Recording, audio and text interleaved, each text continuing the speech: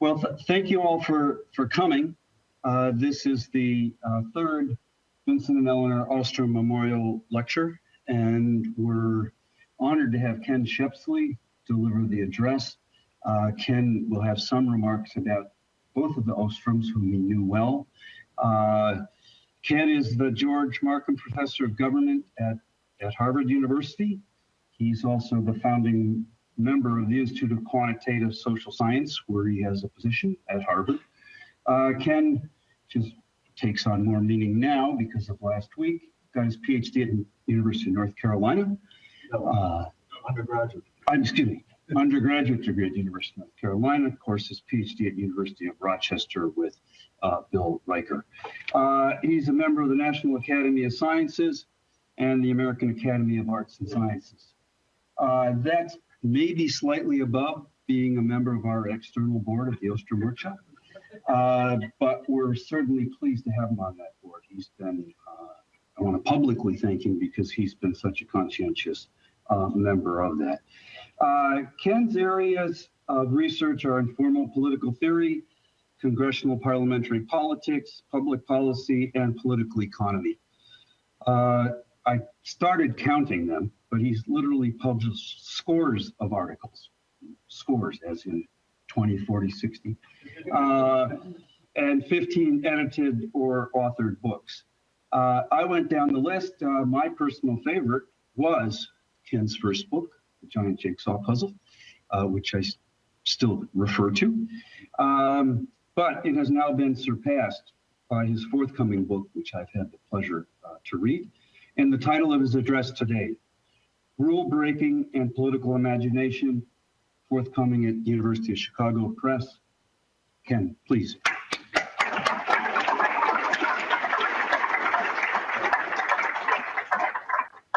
Thank you, Lee. It is really a thrill and an honor to be here, to be the third memorialist of Vincent and Elinor, and to follow two other previous memorialists, Barry Weingast, with whom I have written a lot of things, and Gary Lightcap, who I like very much, and it is great to be able to follow them. I hope I do this justice. And Lee, thank you for the introduction. So I've known both Vince and Elinor. I was especially close to Lynn, but I did know Vince a bit, and I was thinking about Vincent over the last few months as I was thinking about this lecture, and I went to the shelf and pulled down my copy of The Political Theory of the Compound Republic, and it turned out I didn't have the first edition, I had the second edition. And in it, I found a note from Vincent. And I'm going to give it to Lee for the archives. And in it, basically, Vincent, in a quirky kind of way, said, read the last chapter first. And I don't remember in 1987 whether I did follow his advice, but here you go, Lee. And it's brown, and it looks very...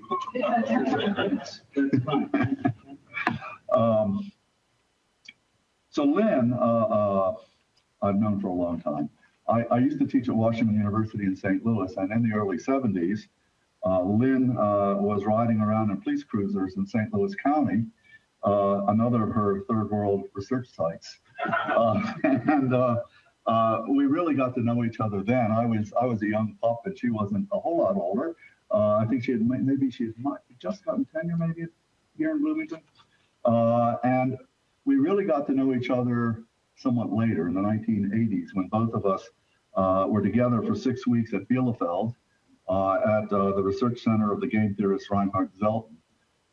Actually, the conference lasted a full year, and Lynn may have been back and forth over the course of that year, but there were a group of us that were there for 6 weeks in the summer. And it was about that time I just moved to Harvard, and so had my colleague from Washington University, Jim Ault, that we invited Lynn to Harvard to give some lectures based on a bunch of papers she had written that she was trying to pull together into a book that she was going to call Governing the Commons. And so I feel very, very proud to have played a role in that iconic piece of work. And we remained close for the rest of her life. And toward the end, I was to be her escort when she was to be given an honorary degree at Harvard University. But unfortunately, her health prevented her from accepting it. So I was very disappointed not to get to see her toward the end of her life. In closing these introductory remarks, let me conclude by noting that Vincent and Elinor remind all of us how lucky we are to be part of university communities and to celebrate the intellectual life. I am reminded of a philosophy professor at Columbia in the 1960s who would go on his morning constitutional in Central Park. And one day he ran into, on a big open field, there were a bunch of students engaged in anarchic, wild behavior. And one of them was his student that ran up to him. It was the 1960s after all, ran up to him and said, "Professor, how do you like it? It's a B-in." And the professor paused and the student said, "Don't just think about it, do your own thing." And the professor paused again and said, "But thinking is my thing." And so thinking is our thing, and we get to do it. And it's great, isn't it? Let me turn now to the substance of my talk, and it is a preview of my book, Rule Breaking and Political Imagination, coming out later this year. My two intellectual guides were Doug North and Lynn Ostrom. Each was interested in how institutions structure, constrain, and ultimately impact on the outcomes of social, political, and economic life. For North, an institution, let's see, I think I have the quotes there. An institution consisted of the humanly devised constraints that shape human behavior. For Lynn, an institution consisted of the prescriptions that humans use to organize all forms of repetitive and structured interactions, individuals interacting within rule-structured situations. I too had a view, and in fact I overlapped for a few years at Washington University with Doug North, had a view about institutions as the rules of the game. And in particular, and I'll get into it a little bit more, my view was that institutions were the rules of the game plus the physical and technological constraints that also restricted what people could do and could be represented by an extensive form game. I'm not going to go there today, but I did want to simply mention that each of the three of us came to appreciate institutions from very different vantage points. North was an economic historian, and his definition emphasized constraints, humanly devised constraints. Ostrom was a soaking and poking field worker who engaged in participant observation, and for her, institutions consisted of prescriptions. I came from the world of formal theory and formal models, a positive political theory and game theory, and for me, institutions consisted of rules. I admit I was in pretty heavy company with these Nobel laureates and cool people. All of us thought of institutions as the rules of the game, and North was the most explicit. He wrote, "Institutions are perfectly analogous to the rules of the game in a competitive team sport. That is, they consist of formal written rules, as well as typically unwritten codes of conduct that underlie and supplement formal rules." And this came at a time, this interest in institutions, by all three of us, in which institutions did not figure very prominently in either economics or political science. Both the behavioral and the rational choice models that dominated the two fields were, in the words of a sociologist, Mark Granovetter, under-socialized formulations. The behavioral approach characterized individuals as bundles of attributes and traits and attitudes. The rational choice approach characterized individuals as bundles of preferences and beliefs. There was no glue holding people together. There was nothing linking individuals. So to oversimplify, I haven't gotten there yet, sorry. To oversimplify, as a baseline, all three of us took institutions to be the rules let me just see. I thought I had it here. Yes, the rules of the game plus physical and technological constraints that was commonly known and obeyed by most people most of the time. So my remit, my idea when I went off several years ago for a sabbatical leave and wanted a small project that involved something I'd never done before, I thought, well, I'm going to relax both of these things. I'm going to ask what happens when the rules of the game may not be commonly known. And I'm also going to ask what happens when it is not necessarily the case that people conform to those rules. And these two relaxations give scope for imagination and for rule breaking. And this is what I will focus on in this talk.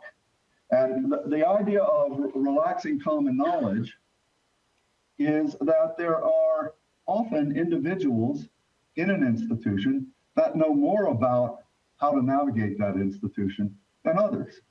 They often become institutional experts. In the US Senate, Robert Byrd often played that role in the late 20th century. He would be available hanging out on the railing that led to the well of the Senate, and both Republicans and Democrats could say, I want to get from point A procedurally to point B. How do I do it? And he would help them devise a procedural strategy. Oftentimes, when imagination is exercised, as when Byrd tells a senator how to get from A to B, it is followed by the palm of the hand slapping the forehead and the expression, why didn't I think of that? So imagination is often doing the simple, but it's the simple that nobody ever thought of before. Relaxing the requirement to obey the rules, which gives scope for rule breaking, leads to the question, what exactly does it mean to break the rules? And I've had several venues here over the last few days in which we've had discussions about what that might mean. At least in part, it means that some in principle possible actions are proscribed, but nevertheless taken, or some other actions that are required are not taken. And I want to suggest to you, by way of some stories, that this is not so uncommon that we can neglect it or ignore it.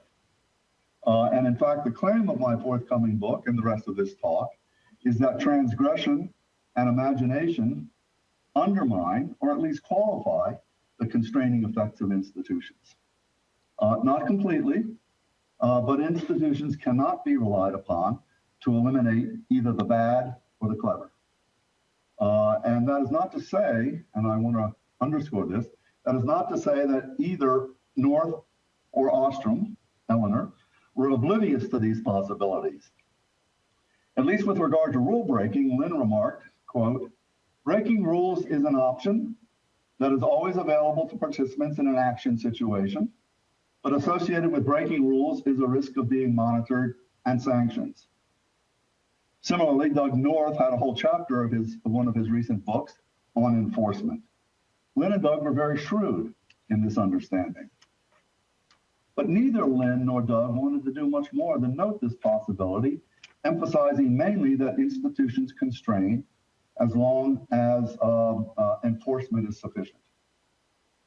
Neither had much to say about imagination, which I want to talk about, but any political anthropologist who follows the tribe of politicians can't help but be impressed by some of them on this dimension. So I want to stand back for a moment and admire even such imaginative things as tweeting. But I won't go any farther. So I believe that transgression and imagination are underappreciated by new institutionalists like Doug and Lynn and myself in earlier work. And so by way of illustrating the importance of transgression and imagination, I want to do it with stories. And this is what I do in the book. And this is the little project I had when I spent my year sabbatical leave in Italy and wanted to do something that I'd never done before. I was not going to prove a theorem. I was not going to run a regression. I was going to write stories. And you'll find, if you find the sample of stories I'm about to tell tasty, perhaps you will buy the whole meal. That's University of Chicago Press, 1427 East 60th Street, Chicago 60637. And if you call in the next 10 minutes, no, okay. I simply want to make the point that institutions can range in terms of their grasp on human behavior, from the firmly constraining to the merely suggestive. The stories that follow provide some casual qualitative evidence for that humanly devised constraints may be revised, that the rules of the game can be gamed. So let's go to the first story. These are two nasty looking fellas. They didn't have color photography back then, so we have to do black and white. So let's consider Sulla and Caesar. These were the dying days of the nearly 4th century old Roman Republic.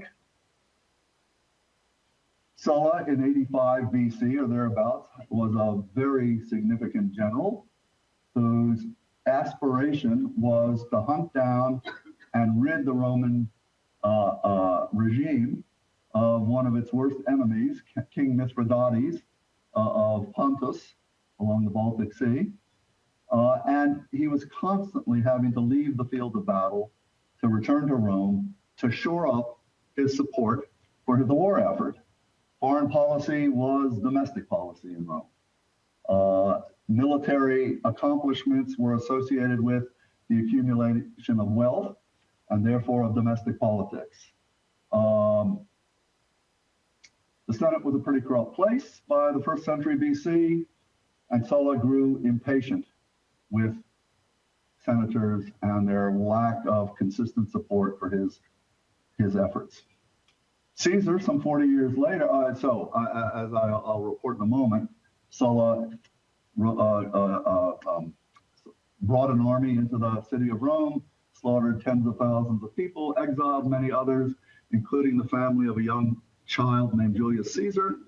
And I'll talk a little bit more about what they did. It's on the slide below. Caesar, some 40 years later, who had been rehabilitated, also began with a military career, mainly in Asia.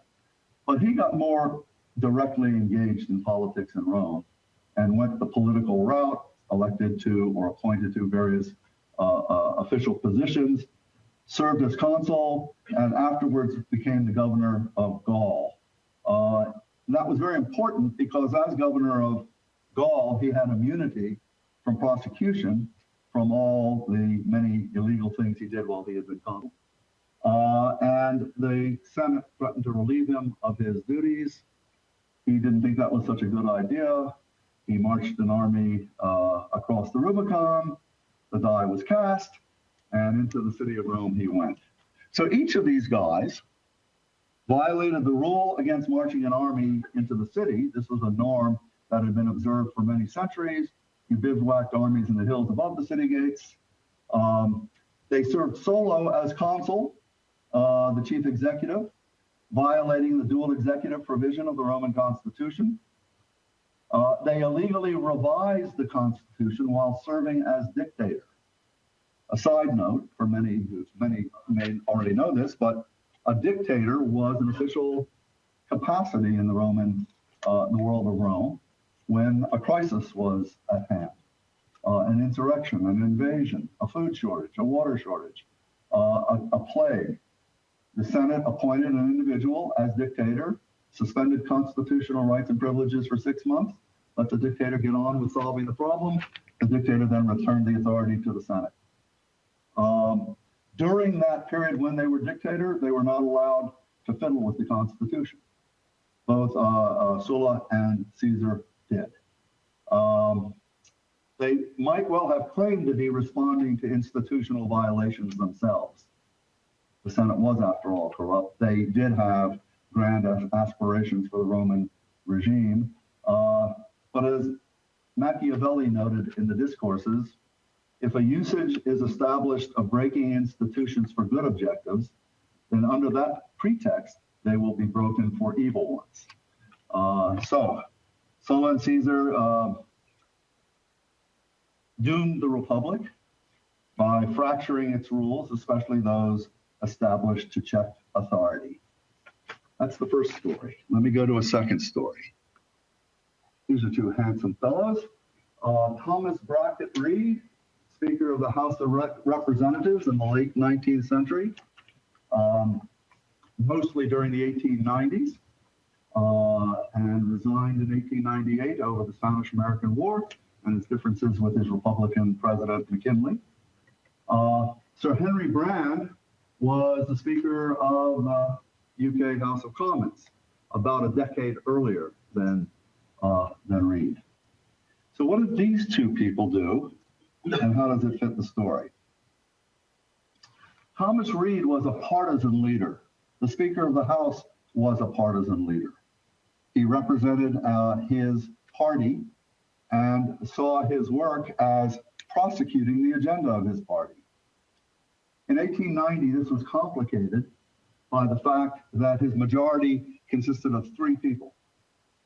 The late 19th century was constantly afflicted by small majorities in the House of Representatives. And the minority had developed tools to oppose slim majorities. In particular, they developed what was called the disappearing quorum and dilatory tactics. The disappearing quorum was the idea that if the majority party could not turn out all of its members, then when there was a vote, a quorum call, the Constitution says a quorum consists of a majority of the elected body. If the majority party could not turn out that majority, the minority party would simply refuse to answer the roll and then claim lack of a quorum. In 1849, to give a very extreme example, there were 105 quorum calls before the majority party could produce the majority that passed the California Statehood Bill. 105 roll calls, each of which must have taken 35 or 40 minutes. There was no electronic stuff. So it really would be a minority tool of obstruction. Dilatory tactics involved making motions that delayed progress in passing legislation. Reed's rule breaking brought the sword to both of these practices. He decided off his own bat that he would count quorums in a way not sanctioned by the rules or precedents. He instructed the sergeant at arms to lock the doors to the chamber, and then he instructed the clerk to call the roll and to count as contributing to a quorum anyone who was in the room, whether they answered to the roll to their name or not. There was apparently this representative from Kentucky in the well of the House shaking his fist at the Speaker, who said, "How can you do this?" And the Speaker said, "Is the gentleman from Kentucky denying that he is present?" And for 3 days, this sort of thing went on until the business continued and Reed had won his victory.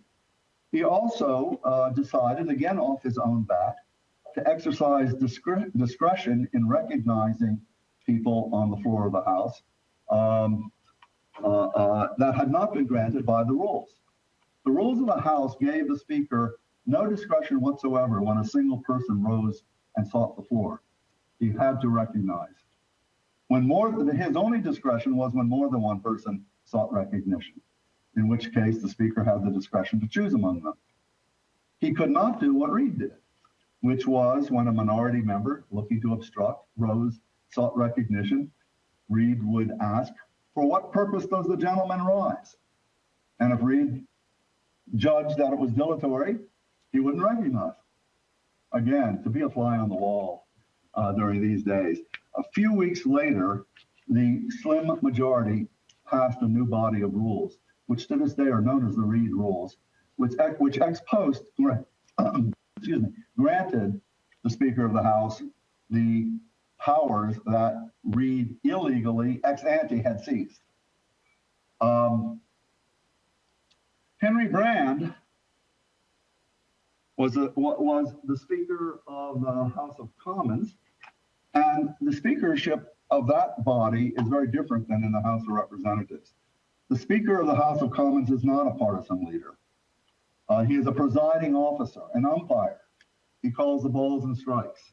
And he's certainly not a partisan leader. He is there to, as he puts it, maintain the dignity of the House. There had also, along with this conception of what the Speaker should be in the House of Commons, a centuries-long commitment to free speech in the chamber, especially protecting the rights of minorities. Well, in the 1880s, there was a serious problem involving Irish home rule. Mainly the Irish MPs that consisted of a fairly small proportion of the members of the House. I don't think they ever were larger than an eighth of the chamber, but they made a lot of noise. Their initial leader was a man named Butt, B-U-T-T, who had been fairly conventional, relatively non-confrontational, not much more than a thorn in the side of the majority in the chamber. He was replaced by a much more adventurous and ambitious man named Charles Parnell. And Parnell declared total war on everything English. He engaged in obstruction not just on matters related to Ireland, but everything. And for several years, Parliament was unable to get very much business done. Finally, this got the attention of the majority party, and the Prime Minister Gladstone introduced a land bill to halt the foreclosures that were occurring on Irish farmers. The land bill passed the House of Commons with the support of the Irish MPs. It got defeated very badly in the House of Lords. Parnell and the Irish MPs had hoped that Gladstone would reintroduce the land bill. But during that time, foreclosures began again. The Irish farmers armed themselves. There was violence. Public pressure on the Prime Minister caused him to introduce the Irish Coercion Bill, which essentially involved sending troops to Ireland to disarm farmers and allow the foreclosure process to proceed. This, again, alienated the Irish MPs. They engaged in especially obstructionist activity, driving Speaker Brand, who was an honorable man, respected by both sides of the aisle, to finally bring Gladstone to his office and say, Mr. Prime Minister, tomorrow morning, I am going to end debate, even though the process by which cloture is established will not have occurred. I'm going to end debate. I've heard enough, and we'll take a vote. And Prime Minister Gladstone said, you have my support. And in fact, part of the deal was, and happened, that shortly thereafter, the House of Commons amended its sessional rules, which were rules that only applied to a single session of Parliament, granting Speaker Brand the authority which he had illegally seized, and then subsequently revised its standing rules, its standing orders, to apply to all subsequent sessions of Parliament, granting the Speaker great discretion to end debate when he had heard enough, as it was said. So in both of these cases, a Speaker of the House had seized authority before the rules permitted him to do so. It is noteworthy that majorities were perfectly content to allow them to do this. But nevertheless, they broke the rules. Let's look at a third story. A third story, timely given the events of the last week. I won't review the hoary history of the filibuster, except to say that in 1806, Vice President Aaron Burr, isn't there a musical about it? No, that's the other one. Vice President Aaron Burr decided, as President of the Senate, in doing some housekeeping on the rules of the Senate, that the motion to close debate, the motion to call the previous question, was unnecessary in a very small, intimate body. In fact, he observed, I think John Quincy's diary records that Burr observed, we've only used this once in the last decade, the motion to call the previous question. We all come to agreement when we've talked ourselves out, time to vote. And so, in this housekeeping exercise, the motion to call the previous question was eliminated. For a century, until 1917, there was no way to close debate in the Senate except by unanimous consent. Now, this is the US Senate that lived through the Civil War, fights over tariffs. I mean, we think we live in a polarized age. We ain't seen nothing yet. And so the Senate had no choice but to wait for unanimous consent in order to close debate on any issue. Maybe that's why the Senate is called the greatest deliberative body. It's because they couldn't end debate. In any case, in 1917, Woodrow Wilson introduced a bill to arm merchant ships. The U.S. was still a neutral. A group of isolationist senators refused to grant unanimous consent. Wilson went public, pointing his finger at small-minded men, and the majority and minority leaders, blistering under the assault of public opinion about the inability of the Senate to pass this sensible piece of legislation, got together to revise the Senate rules. And we got Rule 22, infamous Rule 22, which said you may close debate with 2/3 of those present and voting. That rule was every Congress after 1917, there was always at the beginning of a new Congress some effort to even reduce it further, sometimes to eliminate it altogether. Typically, these efforts failed, but one succeeded in 1975, in which the rule was changed so that debate could be closed on a rules change with 2/3 of those present and voting. That is, no change if it's a debate on a rules change. But on substantive legislation or appointments or advice and consent, it was 3/5 of those duly elected. So interestingly, in the first 3 weeks of the Obama administration in 2009, it only took 59 senators to close debate because neither Biden nor Obama had been replaced. And I think the Minnesota seat was still being recounted.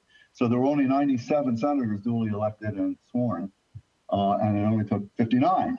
But that didn't last long. Now, once you get to 98 or higher, it takes 60. And so it's now common parlance to refer to the 60-vote Senate. Now, of course, more recently, both in 2013 and then last week, we've reduced that number for appointments in the Senate's role in advise and consent. Well, in 1975, that was very upsetting to Southerners who lived off the filibuster when this was reduced. It was still, 60 votes was still a serious hurdle, but it was a less serious hurdle than 67 votes.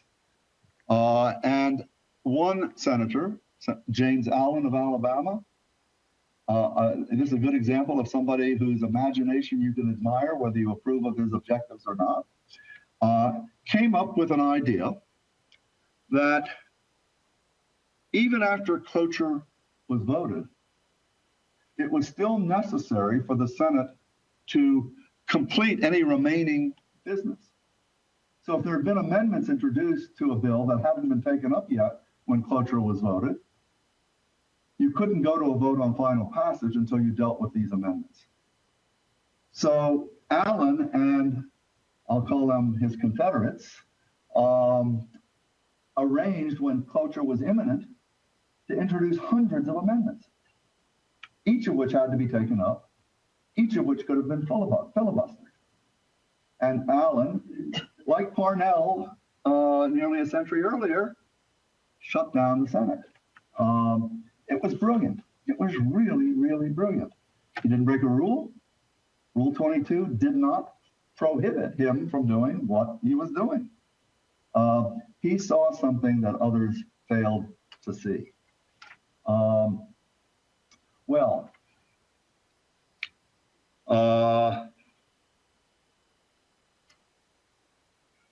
Let's see.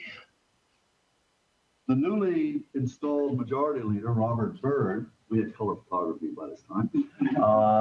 The newly installed majority leader, Robert Byrd, wasn't going to let this happen. Not at the beginning of his leadership period. And so he choreographed a little dance with the presiding officer, who happened to be Walter Mondale, Jimmy Carter's vice president, on a bill. It was ironic because it was a bill on, it was a post-cloture filibuster run by liberals. Jimmy Carter's administration was seeking a natural gas deregulation bill that northern constituencies, especially states, more liberal states, didn't want. And two senators, Aberezg and, did I write it down? Aberezg and Metzenbaum, decided to take Allen's technique on Carter's natural gas deregulation bill and introduce hundreds of amendments using the post-cloture filibuster technique. Well, again, Byrd was not going to sit around and let the Allen-inspired strategy to defeat one of the flagship bills of the new administration. And so he arranged with Mondale the following thing. The majority leader has the right of recognition on the floor. Whenever he seeks recognition on the floor, he must be recognized. So Mondale recognized him. He moved the First Amendment that Aberezg and Metzenbaum had introduced. Mondale declared the amendment flawed and therefore out of order. And before anybody else could get the floor to raise a point of order, to appeal the presiding officer's ruling, Byrd succeeded in getting recognition again and brought up the second of Aberezg and Metzenbaum's amendments. And Mondale said, this is flawed. And they went through all 100 in about an hour. Instead of 100 days it would take, it was 100 or 100 hours it would take, it was about an hour. And he had defeated this post-cloture filibuster and had pretty much shelved it as a tool of obstruction. Now, he did it illegally. There was neither the right of the presiding officer to declare something as flawed, but not subject that ruling to an appeal. And only subsequently, this was 2 years later, at the next new Congress, were rules adopted in the Senate that gave the presiding officer this authority and therefore exposed the activities that Robert Byrd took legal, but they weren't ex ante.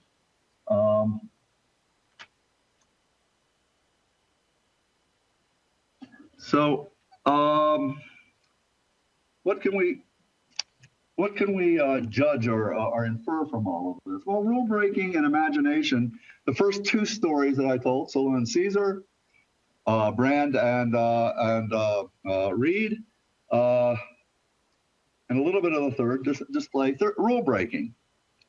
Each of these guys, Sulla, Caesar, Brand, Reed, and Byrd, knew the rules, yet acted in violation of them. The third story and the little postscript example are examples of imagination. Allen saw a move, not prohibited, but not anticipated either. He's seen his opportunities and he took them. Byrd put a stop to the maneuver, also imaginatively, but illegally. Subtler forms of imagination are often seen in constitutional design. I won't spend much time on that, except to note that there are alternatives beside following procedure or violating procedure. There are middle grounds often provided by the rules of the institution. So in the House of Representatives and other chambers, there is something called suspension of the rules. You can move to wipe the slate clean of rules and vote something up or down, but it is regulated because it requires 2/3 to pass. So an extraordinary majority can overcome the constraints a simple majority have imposed on procedure in this fashion. Many Latin American constitutions have emergency procedures in which the Constitution can be suspended, much like the dictator institution in the Roman Republic. As I say, I just want to touch on these. There are amendment rules in many institutional bodies of institutional rules.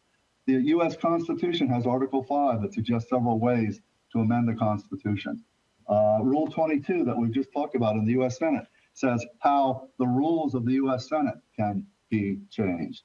So I guess the bottom line is that North's humanly devised constraints may not always constrain, that institutional ties may not always bind, and to some extent, institutional arrangements can mitigate these issues somewhat, but not entirely. So to draw things to a close, with the Ostroms and with Doug North, we should continue to admire the imagination and inventiveness of institutional designers, but in doing so, we should underestimate neither the shrewdness of politicians in navigating institutional regimes, nor their propensity to break the rules and move into uncharted territory from time to time. So thank you very much. Happy to have questions.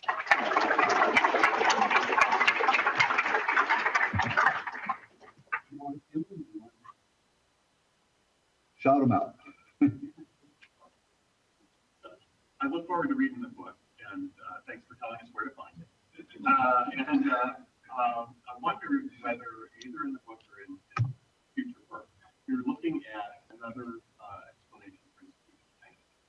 Because in these stories, at least, what happens is rule violation, the imaginative act of violating that occurs, and then it sort of sets the tone for, or sets the premise for, a subsequent change that goes in the same direction. And so is this a supplement to our theories of institutions? Well, it may, a rule violation or an exercise of imagination may be a leading indicator. I think that's what you're asking. Is it? It's an indicator of dysfunctionality of some sort, and it may be a leading indicator of institutional change. I think the answer is maybe. I mean, I think there are instances of institutional change without rule breaking or imagination, and there are instances of rule breaking or imagination without institutional change. So the necessity or sufficiency of these preliminaries, I'm not sure about. I'm not sure that strong a connection could be made. There may be an association, and certainly in the stories that I told, the recognition of dysfunctionality by a decisive coalition allowed that decisive coalition to move ahead subsequently and change the rules to correct that dysfunctionality. So I think one intervening variable, if you will, is whether or not decisive coalitions recognize the need for the violation in the first place and are willing to move ahead and fix the problem. Yes. So I think the book has lots of other examples of this. Right. You're not going to ask me to remember what they are. No. I'm wondering, have you come to any conclusions about how to systematically order these? Are there different types of these that can allow us to categorize these kinds Well, of actually, Federico asked a similar question a few days ago in a session. In the concluding chapter of the book, I do try to extract some systematic lessons from the stories, fully aware that the stories suffer from selection bias. It is not a random sample of stories, after all. And so these are just intuitions. I don't want to give away the ending of the book, but I think issues of gridlock and dysfunctionality play an important role.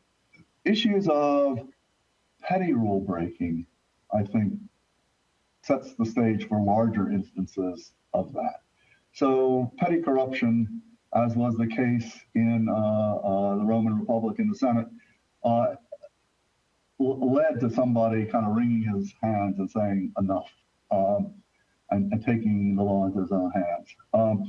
Several of the other chapters were essays or suggestive. I have an essay on, I keep forgetting the name of, groups of people that take the law into their own hands. Vigilantism, thank you. And vigilantism can range from the benign, neighborhood watch is my benign example, to the not so benign, like white citizens councils and Ku Klux Klan and armies in Latin American countries, private armies, and so on. But you know, they are examples of circumstances in which the official law often is absent or turns a blind eye. So the image that I have from my youth of vigilantes were the posses of the Old West that went after the rustlers, but often after having been authorized by the sheriff. But then there's the mob outside the jailhouse that insists that the prisoner be brought out and strung up and justice is be done swiftly. And again, it is often done with a blind eye, the law turning a blind eye, or the law being several days of horse riding away and unavailable. So both the absence of law or the inattention of law. So one example would be Shasta County, California. What was it called? Order Without Law, a very fine book about how cattlemen in Shasta County, California rarely need to bring in the sheriff to deal with problems. They settle them. The idea of bringing in the official law is something they would rarely resort to. There are other systematic things I just can't remember from the last chapter of my book. But I don't put too much stock in them because the stories were selected for their impact on our thinking about institutions as though institutions could sort of solve problems. Another example was I had a chapter called Gimmickry, and it involved the criteria by which countries join the European Union, involving proportion of debt and deficits to GDP as a requirement to join the Union. And it was often admitted that if a country were close enough, that would be okay. And so many countries, I think Belgium, the day before they had to qualify, sold off their gold reserves and then bought them back the day after they got in. So there was a lot of one-off things like selling the French national telecom system to clean up the look of their books, even though that's something they could only do once. They didn't fix an economic problem. They just sort of cosmetically dealt with it. So gimmickry was another example. It has public accounts. There's a really great place to look for gimmickry. So, I don't know that I have many profound generalizations, but I do think we should pay attention to them. I think the division is between rule breaking that kills innovations and rule breaking that doesn't. So with the Allen amendments idea, he introduced innovation and then Mondale closed it down. The Parnellites also introduced innovations or broke the custom and were pulled down. With Reed, I think the Democrats weren't innovating, were they? They were doing the same old thing, but they were shut down. So that seems to be different. It was certainly the minority obstruction of the minority party. Reed did it in 1880 when the Republicans were in the minority. And just to carry the story a little bit further, after Reed's rules were put in place in 1890, the 1890 elections, the Republicans were defeated. The Democrats came into power. They did not impose the Reed rules. They went back to the old rules. Reed engaged in all kinds of obstructionist activities. And 6 months into the Democratic majority's term, they decided, let's go back to the Reed rules. But it had been going on for 40 or 50 years. Why somebody, an entrepreneur, had not come along like Reed and done what he did, I don't know. I mean, if we knew why black swans appeared, we would, we would be supernatural, I guess. Yeah. Where do I use the term imagination here? I don't quite understand. It seems to be talking about why did you make it operate? That's a really good question, because I really was proud of that word. because it softened the hard edges of us political economists when we face the rest of our departments. Imagination, I mean, my political theory people are going to stand up and notice. And they're going to say, oh, wow, I didn't know formal theory and game theory could deal with that. But you're right. I mean, it is all about entrepreneurial moves. It involves risk-taking. It involves cutting corners. It involves innovating. So I could have chosen, any of those words. But I think imagination is associated with the fact that what we really have are games that are sufficiently incomplete that it takes some people can see further down the tree than others. And that's really what I mean by imagination. Yes, sir. You seem to be talking about speaking over. Would you imagine to compromise your I'm sorry, would it be more imaginative to work compromise to achieve a more positive outcome? Have you ever tried to compromise with Mitch McConnell? I mean, in a sense, hard problems and hard times call for imaginative solutions. I don't think that these imaginative moves by politicians are always required. And sometimes it is the imaginative politician who finds a sweet spot that allows for compromise. But sometimes you just have to figure out how to take the rules that have been that might have been crafted for a different political environment, one with more across the aisle kinds of engagement, that just aren't working in a world that is sufficiently polarized that there is no cross the aisle engagement. And someone has to come along and say we have to change this, and sometimes it isn't easy to change it. So I contrast the imagination it takes to untie the Gordian knot from the rule breaker that just slashes it. And one way or the other, there's going to be change. Yeah, sure. It seems to me, I know the other day you were sort of not so happy with the behavioral revolution. But when you hear you're talking about the failure of institutions and when they break down, but it seems like the explanation becomes that very attitudinal, what people will put up with. And so if it really boils down to what we're willing to put up with, then where is the independent role of institutions? Well, I guess, there's probably, there's certainly a vocabulary difference, but maybe a substantive difference between attitudes and interests. But I sort of think I'm much more comfortable talking about interests.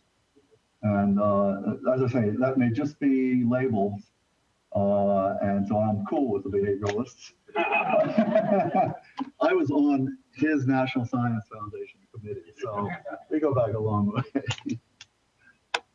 Yes, ma'am. I just had a You tell question me when to related stop. to Yes. an earlier discussion in QA when you're talking about rulemaking and imagination being indicators of dysfunctionality. And as I was thinking about it, even the term dysfunctionality, what does one mean by that? Because one could say, is it reflecting a pre-existing underlying dysfunction, or is it actually introducing a dysfunctionality for a reason? You see what I'm saying? The need for a rule change could be because there's something not operating already. So one might say it's either dysfunction, but you could also introduce or break a rule or imagination for the purpose of creating a dysfunction. Because a lot of people might argue that what's going on in Washington right now is actually introduction of a lot of dysfunction. And imagination being used to introduce dysfunction. So how can you say when something is reflecting dysfunction versus actually being the source of new dysfunction? I don't know if it has to do with the feedback loop or where you're saying the dysfunctionality starts. Well, something that came to mind. I think of politicians as pursuing objectives, and the institutional regime, the world around them, either facilitates their pursuit of objectives or frustrates them.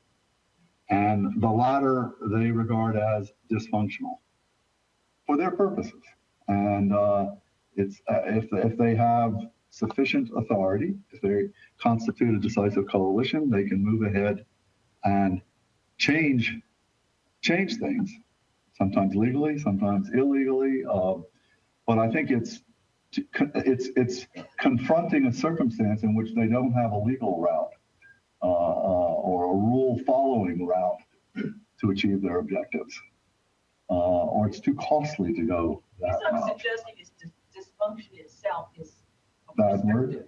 Yeah. Because the two parties, something's a dysfunction because it's not working in their favor, and the other is not dysfunctional because it favors them. And like Right. the filibuster. Right. I mean, when the nuclear option in 2013 for some appointments was, who viewed that as dysfunction back then, exercising nuclear option then, and then who views exercising filibuster or getting rid of the filibuster for Supreme Court justices now? The parties are reversed now in terms of how they view exercising a nuclear option. So all I'm just saying is the very term dysfunctional actually is a perspective. Well, but I You're think interested help define which way you're going to call something a dysfunction or not. That's all I'm. Yeah, I think that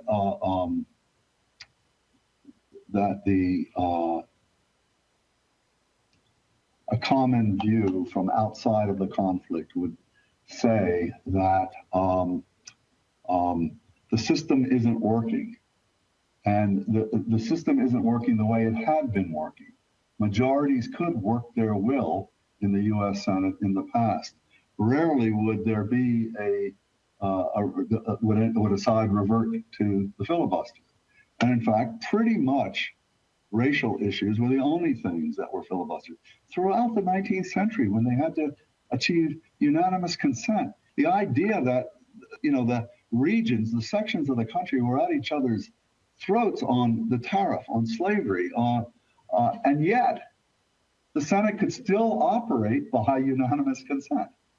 So given that, I think the fact that in today's world, the Senate can't even work when all it takes is 2/3 suggests that the aisle has gotten wider, or the aisle has stayed the same size, but the people have moved farther to the extremes, and they just can't seem to get anything done unless they have the 60 votes in a partisan majority, which Obama had for 1 2-year period.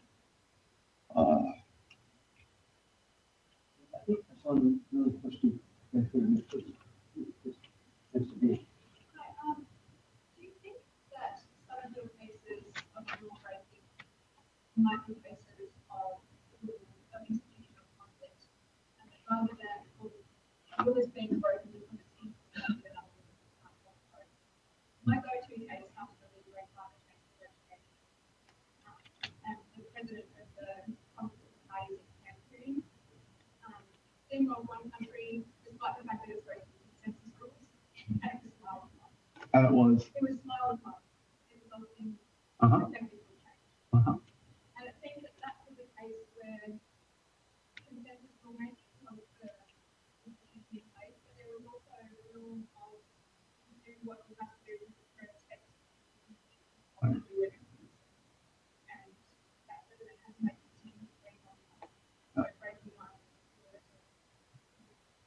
Yeah, that's a very interesting point, and certainly nothing that I had thought about in writing this little book. But I think it is a problem that can be incorporated into the general concern with institutions failing to chart appropriate ways to behave. And in this case, it was an institution that contained conflicting things. And so by definition, rules would have been broken. So I think there's a certain softness to the idea of consensus and what that means. And there's sort of an obligation on all parties to concede when they need to give in, as well as when they need to succeed. And when that willingness disappears, just like when the willingness of a filibuster coalition to agree to a Supreme Court nomination that gets the ABA's seal of good housekeeping, as was the case, Scalia, 98-0. I mean, he was regarded, that is, he could have been filibustered.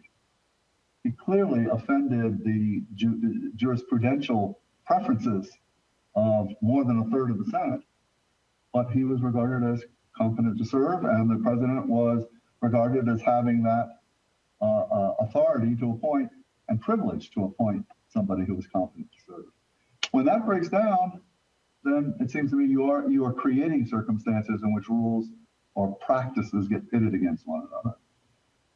I've been a little sloppy about what is a rule and what is a practice and what is a norm and what is a convention.